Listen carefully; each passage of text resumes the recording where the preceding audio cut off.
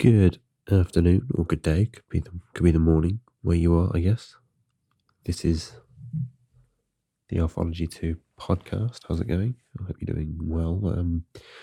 We're at episode 30 something, still in the 30s as we were previously.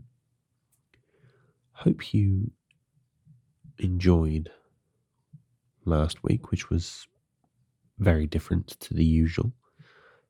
I had a good time sitting up on Christmas Eve, drinking and smoking on a hill and talking to you, whoever you might be. So I hope you enjoyed it too. If you didn't, then fair enough. It was pretty out there and also longer. But thanks for tuning in anyway, and thanks for coming back. If you did, hope you all had a good Christmas and New Year. It is now 2020, which is a depressing place to be. 2020 is like where everything was supposed to happen. Like when I was a kid, all the reports in the news about like economic targets or like climate targets and stuff was all like, by 2020, this is what we would need to do. Or if things continue this way, by 2020, we'll all be like this. And now we're in 2020, and it is fucking horrible. It is absolute fucking shite here, isn't it? So, only onwards and upwards from here, I guess. So I've been spending a few hours this week editing the old episodes because I've gone on YouTube and learned how to edit audio properly, or a little bit more properly than before. So if you do go back and listen to some previous episodes, you will notice that the audio quality has ever so slightly improved on them. Obviously, you can't necessarily polish a turd, but polish a turd I have, or I've at least had a go at it. So, do go back and listen to some previous episodes, and hopefully you will find the audio quality to be more to your liking. So look, we're back to normal this week. I say normal in big inverted commas, because we're going to take the podcast off to an alternate universe this week. I don't know if you know much about the multiverse theory. It's a theory of quantum physics that, like everything that you do, everything that happens, it like splits everything into two universes. So like if you, for example, want some fruit and you say, I might have an apple or I might have an orange, and you go, I'll have an apple, then that's one universe. And then there's another universe where you had an orange. So all the possibilities play out. So there's like billions, infinite number of universes where all this stuff goes on. So I'm going to take us off to an alternate universe where radical socialists have taken over the United States of America, and they have captured Jeff Bezos. Bezos? I have no idea how to pronounce his name. I'm going to go Bezos. We're going with Bezos. They've captured Jeff Bezos. It probably is Bezos, isn't it? No, Bezos. Doesn't matter. They've captured Jeff, JB, and they've taken all his money and they've cut his head off. Good old school revolution. I'd just like to point out at this stage that this podcast does not support the beheading of Jeff Bezos. I don't think he should be beheaded. But I would support the taxation of Jeff Bezos, which doesn't really appear to be happening at the moment. If he were to pay some tax, maybe people wouldn't be thinking about beheading him. Anyway, he's in an alternate universe. So there's an alternate universe where the socialists have won. They control everything. They've captured him from his Amazon headquarters, beheaded him in the street, good sharp guillotine, head clean off, gone. And they've taken all his money. So I'm going to put myself in the position of the person who is in charge of spending all that money. So I'm going to put myself into the position of a government official who has got 110 billion in his back pocket, and it is government money, and he has the budgetary decisions on how to spend it. So that's what this podcast is going to be about. It's going to be about ideas as how you could or should spend that money, and we're going to try and not be too fucking serious about this. And there'll be a few ways around that. So basically, what we start with is 110 billion US dollars. It's all based in the USA, which is what Jeff Bezos has at the moment, which is like far more than Bill Gates. Like he's like by far and away the richest man in the world is Jeff. So fair play to him. In case you don't know who Jeff Bezos is, he's the richest man in the world. He owns Amazon, or he owns, he's the CEO of Amazon, and he owns lots of shares in it. and he is extremely rich, doesn't pay a lot of tax, and is just an all-round sort of like dickhead, which is why he's been beheaded in this alternate universe. So let's take it as read, right, that some of that money gets spent on public services and the improvement of healthcare and roads and, the usual stuff that you would spend government money on. So let's say we taxed 110 billion by 20%. So we take 22 billion out of that 110 billion and invest it into the government. So we put it into public services that goes on healthcare and roads and all that sort of stuff. So that's the whole, it should be spent on government needs. That's taken care of. 22 billion leaves us with 88 billion left over to spend on the American people. The Americans. Not that they deserve any money. Americans pricks. That was a joke, by the way. It's just because I know that 25% of my listeners are Americans, so I just thought I'd have a little go at you there. And also 50% of my listeners are British, who would very much enjoy me saying mean things about the Americans. So, I thought I'd get that in there. Anyway, deserving or not, the American people have 88 billion to be spent on them, and I get to decide how it's spent. So working that out, if you break that down, there's 327 million people in America, in the USA, and if you divide that 88 billion by 327 million, you get 269. So each person could have $269 spent on them. So there's $269 per person to spend with Jeff Bezos' money. And I suppose you could just give them the cash, could you give everybody in America $269. Which, a lot of people will be very happy about that. For people who don't need it, who've got money already, it's no skin off their nose, $269, great. People who really do need it, $200 is an awful lot of money. So, there's a good bit of logic behind that. But come on now, that's boring, isn't it? No one wants to listen to a podcast about a guy who just gives money equally to everybody. We're gonna spend it unwisely.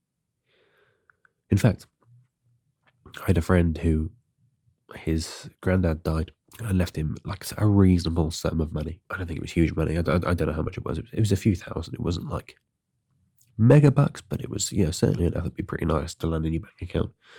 And in the will, the only request was that it was to not be spent on anything sensible. So I think he went to Disneyland and bought a Lego Death Star, which is, to be fair, that is completely not sensible, but also great things to spend it on. And I like the idea that if you come into money unexpectedly, or that you didn't necessarily earn, that you shouldn't spend it on anything sensible. You should spend it on enjoyment and just, going for it, unless you obviously really need that money. So we're not giving people the cash. I'm spending it on ridiculous stuff. So the first idea would be to have the biggest piss up in history. So I'm talking mental piss up. Like $200 per person behind almost every bar in the country. So for one weekend only. So there's $200 behind every bar in the country for one weekend only. So everybody can just go to the pub. And until that money is spent, it's free drinks for everybody. Imagine the party. Imagine how much fun, how much laughter, how much enjoyment, how much sex would be had as a result of that. So that would be a pretty fucking awesome weekend in America. Good place to be. Good place to be in America if you're on holiday at that point as well. And I know what you're saying. You're saying that drunk people cause damage to property, and that there are health issues from drinking. People would get in fights. People would drink themselves to the point where they get hospitalised. But I'd just like to point out that we've already spent 22 billion on the government, so hopefully that would offset any issues created by this almighty piss up. So that's the first big idea, basically. $200 per person behind every bar. You might also be saying that there's $269 per person. I get that, but you got to spend $69 per person really on admin costs. How are you going to get the money there? Which bars are you going to go for? How are you going to sort it all out? So $69 per person on the admin costs of running that almighty piss up. And I guess it's a bit unfair on people who are under the age of 18 or 21 in America. 21, fucking hell. It's the worst law ever, by the way. Americans not allowed to drink till they're 21. Like, I feel like I'd almost finished binge drinking by the time I was 21. Like, I'd done most of my binge drinking 18, 19, 20. That's a lie, by the way. I'm still a massive fucking binge drinker. But anyway. Yeah, stupid law. But yeah, people who aren't 21, a bit unfair on them. So maybe we hold some of it back, like the equivalent amount for them.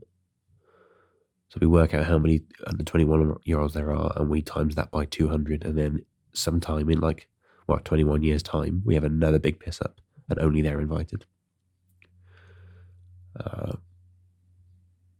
So yeah, big piss up would be most enjoyable for everybody. I'd go to that. I'd have a good time. So the next thing that I might do if I was in charge is spend it all on sport. So recruit all of the best sports players, all the sports stars from all over the world, buy them from their soccer clubs if you're American. All the best cricket players, all the best Olympic athletes, all the best tennis players, golfers, etc., and just pay them to come and ply their trade in America. So America would just become the sports center of the universe. Obviously, everybody else around the world suffers, but who gives a fuck about them? Who gives a toss about everybody else? So yeah, I can make an American by saying stuff like that. It's very American of me. Who gives a toss about anybody else? It's all about me and us. So yeah, we could have the best sports system in on the globe, and that would be awesome. Non-sports fans might be a bit upset though if I spent 88 billion of Jeff Bezos' money on recruiting Cristiano Ronaldo. Would be fun though. Would be fun. I might get beheaded actually after that. So yeah, please don't behead me. By the way, I don't want to be beheaded. It's not a bad way to die, is it? But the problem is with being beheaded is you definitely know it's coming. Like you're staring down the barrel of it. Like you walk up to the place and then where you're going to be beheaded and you know what's going to happen. It's not like dying in your sleep or getting hit by a bus. Like it's the fear beforehand would probably be worse than actually the beheading itself. Anyway, don't behead me at all. Don't behead me at all. So if you don't like sport, just get over it. No need to get the guillotine out. Actually, my favourite idea, I think, of what I would do with 88 billion is use it to stamp out the consumption of barbecue sauce. I'd have a new prohibition law for barbecue sauce because it's fucking horrible. Not only do I hate it so much that I don't want anyone else to have it. So what I want to do is get rid of all the existing barbecue sauce, arrest anybody who tries to have it on the sly, and expunge all records of barbecue sauce and all recipes of it from the record books. So basically, there's no acknowledgement of it ever again. The only way in which barbecue sauce could come back into our lives is if someone accidentally recreated it again, and even then, I'd have them beheaded. Barbecue sauce is fucking horrible. Stop eating it. That's the big message. And I feel so strongly about it that if I had the opportunity, I would spend 88 billion of Amazon's money on getting out of our society, getting rid of the spectre of barbecue sauce over our world. Speaking of food, and actually we addressed this last week, you could spend 88 billion on building the cheese moon. If you're a first time listener to this podcast, it's come up quite a lot, and it was the topic of episode 4 or 5. I want to build a moon out of cheese, Parmesan specifically. So I reckon 88 billion will probably do it. Probably get enough Parmesan, get enough experts, and get the facilities to fire it out off into space. We could have 2 moons. One made of cheese, one not made of cheese. Build the cheese moon, 88 billion. What a fantastic use of public money. You could even fill the centre with carbon to offset environmental issues. Anyway, cheese moon, big moon made of Parmesan in the sky. Then if we ever run out of Parmesan, just get the International Space Station to get a bit off and send it down. Makes perfect sense. This is the weirdest podcast in a while, isn't it? Like, just thinking about it now, like, this is particularly bizarre, isn't it? I can understand if this one isn't for you. I do understand. I don't really care. So if it's not for you, like, fucking get over it. Like, go listen to something else. Go listen to something made by, like, a production company, not a guy in his bedroom talking into a second-hand microphone. Oh, I don't know if you've ever seen the film Brewster's Millions. I won't ruin it for you, but the basic plot is a guy gets loads of money and he has a certain amount of time in which he can spend that money. So I'm proposing like a Brewster's Millions scenario for Jeff Bezos' money. It would be called Bezos' Billions. That's a cool, catchy name. And we give 88 billion to one person who has to spend it in 1 year, or they are beheaded, and they can't spend it on like giving it to charity or just giving it away. They have to like spend it. And the logic behind that is that would properly enact the trickle down effect. The trickle down effect is the thing in which like economists say that rich people, if they spend their money, everybody benefits because they spend it on stuff. They spend, a rich person might spend money on a meal, and that meal supports farmers and the restaurant owner and the waitress who then gets a tip from the rich person, and the taxi driver who drives them home, and all that sort of stuff. So if rich people spend their money, it circulates money within the economy, so the money trickles down to everybody. So if you gave somebody 88 billion and they had to spend it in 1 year or die, and they spent it, that would distribute the wealth sort of quite nicely across everybody, and they would have a fucking great time, unless they failed, in which case off with their fucking head. Okay, a bit more sensible. A blank check. I'd write a blank check to scientists to just get round to curing cancer. Like, I don't understand why they don't just do that already. Like, just spend some money on it, cure cancer. An acquaintance of mine actually died of cancer yesterday or this morning, and it's a shame. Obviously, that's very sad, and rest in peace and all that. But it would be just so much better if that just didn't happen to people. If people just didn't die of cancer, that would be better. I know that's a big controversial statement to make, but just cure it. So 88 billion, blank check to cure it. But here's the catch. All the spending is regulated, so they can't it's not a blank check just to, expend their expense account. But also, the person who finds the cure, or the organization who finds the cure, gets all of the unspent money. So we give 88 billion towards curing cancer, and they cure it, and there might be, say, 30 billion left. And that's been unspent before, they've cured it within budget. So they get the rest of the budget to spend on whatever they like as a bonus. That's a pretty big incentive to get around to curing it. I think it's cancer. Like, I'm just going to get fucking serious now, but like, it's like diabetes for me. Like, it seems in my head like it should be really easy to cure. Like, diabetes is like, your body can't produce insulin. It's like, well, why don't we just make it? Like, surely science is advanced enough to, like, get your pancreas to react to sugar. Like, it's not. Why is that so difficult? Why haven't we cured it yet? Same with cancer. Like, okay, there are cells growing on you. Like, why can't we just kill them? Like, I know the problem is that you kill them and you tend to kill the person in the process. But like, it just seems like it should be so much easier to do. Obviously, it's not, because they haven't done it, and I don't buy into these bollocks conspiracy theories like, oh, it's all big pharma. Like, big pharma is really bad in general. They are pricks with selling drugs for profit. But there's plenty of financial motive for big pharma to cure cancer. Like, they would receive lots of money from that. Like, it's not an infectious disease. Like, if you cured cancer, doesn't make cancer go away, you still get ongoing money for the cure, and people would pay lots of money for the cure. So that conspiracy theory is bollocks. Look, we've really gone off topic. Yeah, blank check to cure cancer, 88 billion. and they get the remainder. If they do, they get a big bonus. You'd be really annoyed if you cured it with like $20 to spend, wouldn't you? You'd be very. Have I been saying dollars or pounds? I hope I've been saying dollars. I don't remember. Like, it's $88 billion, not 88 billion pounds. US dollars, that is, as well.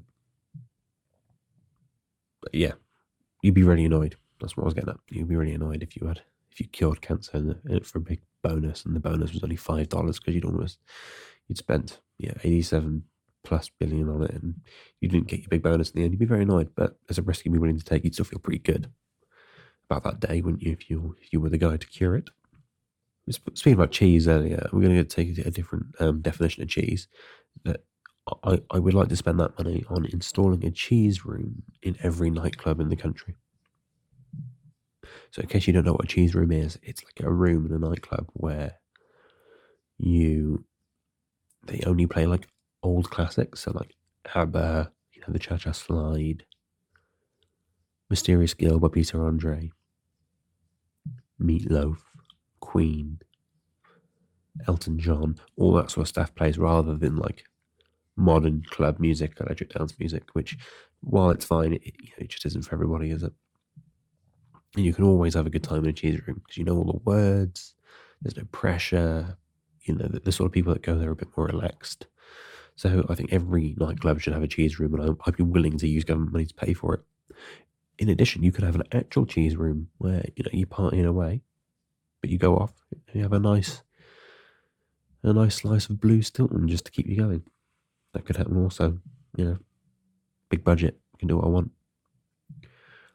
So this is just something that's blown my mind whilst I was researching this topic. Obviously, there's not a lot of research gone into this topic. Like, the ideas aren't research, but they're just doing a bit of general research about what you could do with $88 billion. And I thought, you could pay off everyone's debts with that. You can't.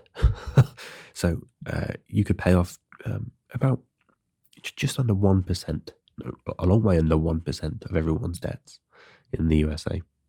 Like, holy fuck. Right? Holy fuck. You could pay off $1 in every $154 worth of debt in America with $88 billion. That is how much and this isn't national debt, this isn't like the government's debt. This is personal debt. So this is like the people's debt. That's how much they owe. They owe $13.6 trillion. And $88 billion would pay off approximately 0.64% of that. So, we could pay off 0.64% of everyone's debt in America with our $88 billion. It doesn't even seem fucking worth it, does it? Like, the only people who win out of that is like, everybody a tiny little bit, but even then not noticeably. And, the creditors, they win, the debt collection people, they win. And, no one likes a debt collector, mate. I've done that job myself, done debt collecting.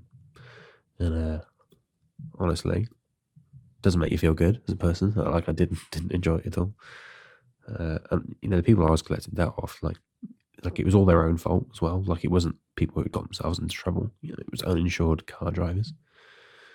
And if you are uninsured and you crash your car, then there's a chance you're going to end up paying for it. And so that's the people I used to collect debt off. And even then, I still felt like a dickhead. So, not a good idea. God, this has taken quite a serious turn, hasn't it? This podcast. I thought it was very ridiculous earlier, but maybe now it's getting a bit more sensible. So, which is why we're going to mix it up and make it ridiculous again. So we just invest it all in the South Pacific. So give it all to foreign aid, send it all overseas. Those tiny little islands in the South Pacific where it's not like really nice, but everyone's really poor. Largely because of the size of the countries and like how the British Empire behaved when we were out there. So there's like places like Fiji and Tonga, but also like tiny ones like Tuvalu, which I've been learning about in the last few days. Tuvalu or Tuvalu is like it's the third smallest country in the world after the Vatican and another one, Nauru, I think. and it's got 11,000 people, and it's about it's tiny. It's like I don't know how to articulate it. It's probably the size of like one town center. That's how small it is. Like the whole, but it's all water. So it's just like a couple of tiny. I think it's like 7 tiny little islands, very thin islands, and basically everyone lives on the same road on these islands. And but everyone's really poor. But it's a very beautiful place, and we could create these amazing paradises just for these currently extremely poor people, just by giving them $88 billion to make their countries amazing, which would be great for them for tourism, and also for their economic prospects. That being said, maybe they just want to be left alone. So who am I to say that we should give them $88 billion? Give them the option of $88 billion, and we shall see what they think. This is a hypothetical situation anyway. It's an alternate universe, so we don't really need to think too much about it at all. So we'll just move on. We'll just move on to the next big idea. No, I actually think this is my favorite. Spent $88 billion on getting biological scientists to rebuild a kinder but just as effective Jeff Bezos. So like recreate him, but as like a force for good. Like reprogram Jeff Bezos into being like genetically into being the same like guy, but like not a huge dickhead. So he could use the powers that he has, which he used in this world to create Amazon, and generally make himself rich. But he could use those skills, but for the betterment of others, because we genetically engineered him to do that. That would be cool. And I reckon we'd probably get in under budget as well. I don't reckon that would cost $88 billion to rebuild Jeff Bezos. Like, how hard can it be? Speaking of like genetic mutation, it's a really good idea. I should have talked about it last week on the food one, but I didn't. Which is like create steaks in a lab, not just steaks, like any kind of meat. The thing they're trying to do at the moment. So like you use cells and you grow those cells into like slabs of meat. So you take like one cell off a cow, and you grow those cells. You multiply them, and then eventually you have like some meat. So you can make meat in a lab without having to kill an animal, or you only kill one animal, and then you make millions of steaks off that one animal's cells, and that way you can like modify the steaks as well to make them healthier, or get gristle out of them and stuff. So like spend 88 billion on like investing in that technology, and then we could get rid of all the cows, which gives us a lot more room.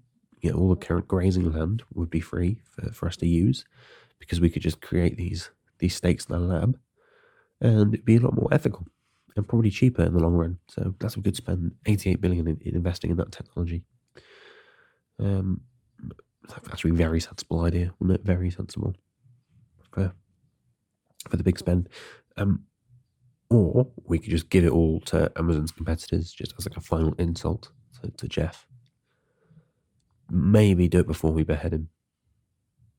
So just as he's like getting ready to be beheaded, we're like, oh yeah, by the way, we took all your money and we gave it to your competitors. So Amazon's going to die off and all its competitors are going to get better. No, we're going to cut your head off. The final insult. But what's the point? Because then you just have like new Amazons, you have new Jeff Bezoses. Have to behead them too and give the money to their competitors, and it becomes an endless cycle. So I don't think that's a very good idea, in truth. So finally, you could bury the money, withdraw it in cash, go to an ATM, put your card in. I will have $88 billion, get it out, and bury it in several locations across the country, and have a national treasure hunt. Like, don't tell anybody what you're doing, so no one can track the money. And yeah, bury it, and have a huge treasure hunt, and just put it in like duffel bags and put them like down side alleys and stuff, and just say to everybody, oh yeah, by the way, there's fuck tons of money distributed across the United States. Go and find it all. You could bury it in like 1 million locations and have 8,800, I think, or even I don't even know. What's 88 billion divided by a million? I think it is 8,800, isn't it? It might be 88,000. I don't know. I don't really know like how much 88. I'll get my calculator. Give me a sec. Should be better at maths than this. I got an A at maths at school, but clearly the mental arithmetic is. So, hold on. So 88 billion. God, that's a lot of zeros. Divided by 1 million is 88,000. So you could put fucking, that's a lot of money, isn't it? So you could bury 88,000 in 1 million locations across the country, and people could go and find it. So there's 327 million people in the US. So 1 in every 327 million people gets to find $88,000 in big treasure hunt. So that's like 300, like that's 1 million people in the US get like super rich, well not super rich, but a lot richer. And we will have a good time, good treasure hunt, nice, nice bit of fun for everybody. I think that's what I'd do actually. Either that or the big piss up. Oh, cure cancer. No, I'd have to cure cancer, wouldn't I? Can't really get away with not curing cancer if you have the option. So yeah, that's it. That's the big idea. That's the weird podcast, so to speak. If we beheaded Jeff Bezos, that is my big list of ideas as to how we could spend his money. I hope you enjoyed that. It was good fun. Be back next week. I'll be working more often now, which is a shame. So I might do a big batch record of episodes and then release them over a number of weeks rather than recording one each week, just because it's going to be difficult with work commitments. But, I remain committed. Do send me voice messages if you want, or follow the podcast on social medias. You just have to search for it to follow it on social medias, and do tell your friends as usual. To tell your friends. If you don't have friends, tell strangers. Yeah, post it on the internet about the podcast and how much you like it. Just tell other people. That's basically it. So I don't have to spend money on advertising. That's basically why. Be my advertiser, so I don't have to do it myself. Anyway, thank you very much. You enjoyed that. I will speak to you next week. Bye. Next week. Bye. Next week. Bye. Next week.